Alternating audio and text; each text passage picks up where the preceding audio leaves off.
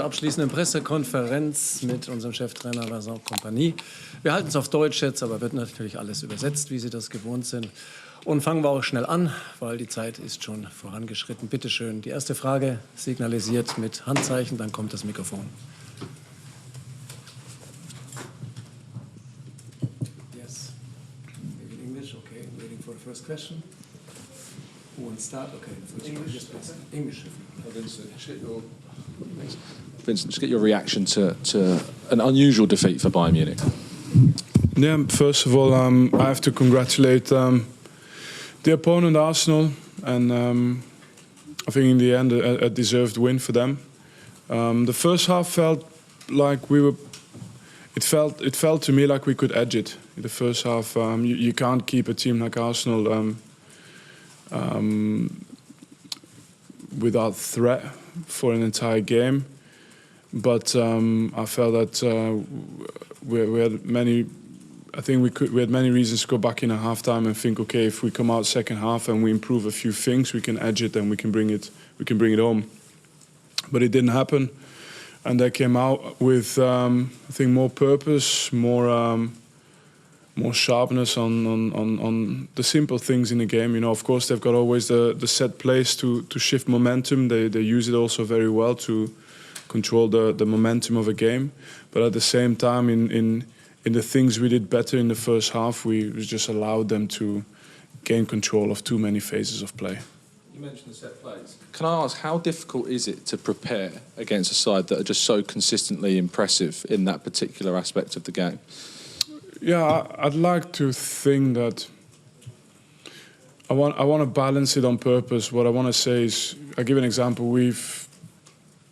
I don't know how many goals we've scored. 50, 60 since the start of August.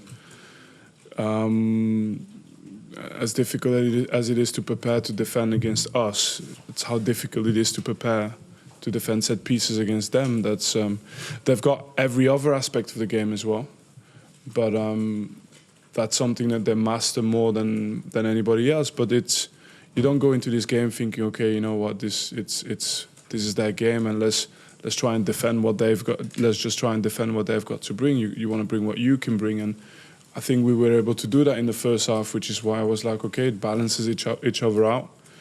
But we weren't able to balance it out anymore in the second half. It was too much resistance rather than trying to, hurt them. Next one.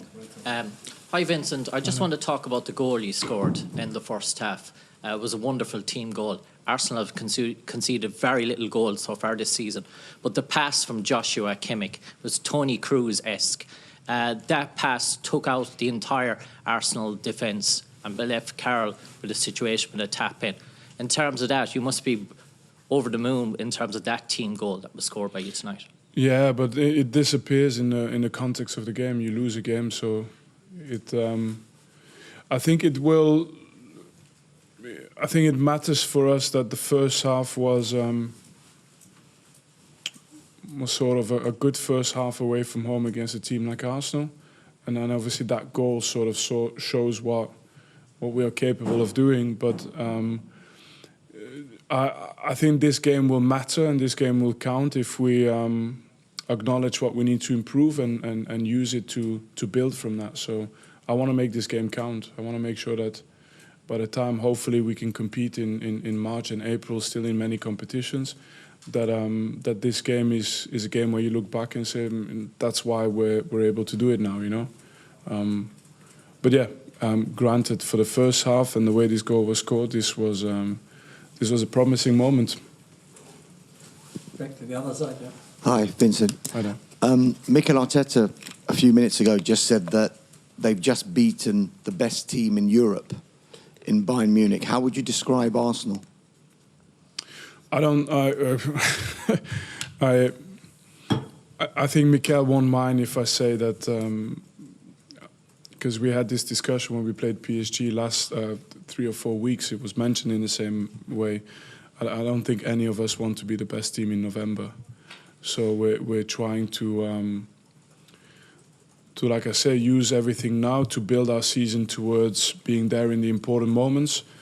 Their momentum continues, but for us it's something where, okay, we get to show how we react now, and we get to show how this one will make us improve.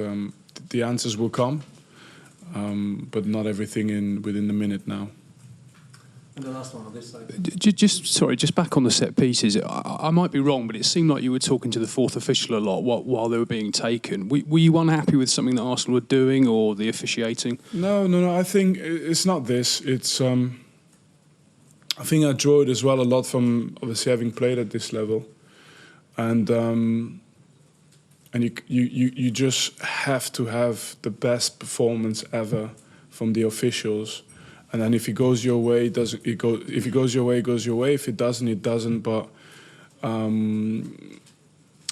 it's important to sort of be alive to sort of a deflection that seems to go off one of your players, but actually doesn't come off one of your players. If you can see the throw-in, it matters, because that throw-in is going towards a corner. Flacco is going in the box. If you can see the corner, it matters. If the last player to touch it wasn't your player. And I know that in a chaos of these moments, it's easy to say like it's a small mistake.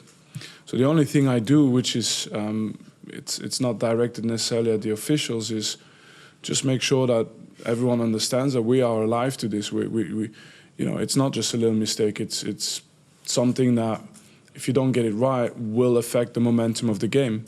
But if you get it right, and in that case it benefits us, then it's an incredible shift to the situation now. Defending a wide free kick or a corner or throw in, it's a total different thing. Then you get the ball and you can work your way up the pitch. So that's it. It's nothing directed at the Arsenal players. I think they do what they have to do. The Arsenal bench is very alive as well. I think they do what they have to do. But you can't just go and sit back and then let it happen, right? If something happens, you have to be there as well, and that's all we try and do. Just make sure that we're not letting the game just slip away without fighting for the little things that could go our way. Do you feel the officials made too many mistakes there? No, that's not what I'm saying. I'm just explaining sort of having played the game. If I was on the pitch as a captain, you'd see me, try and affect all of these. You've seen all the captains in the Premier League over the years, and you've seen how much you can weigh in on these moments. But if you don't and you're passive, one thing's for sure, even if it's 10, 15, 20%, you will concede ground, and you can't afford to in these games. Yeah. Thank you, But the main thing is I hope I'm trying to stay respectful. So if after a game I haven't been, I wouldn't be proud of myself. I try to, but it's football, it's emotions. I try better next time. What's going on? Thank you, Vinny. Thank you. Yeah, for the best thank you. time. Bye.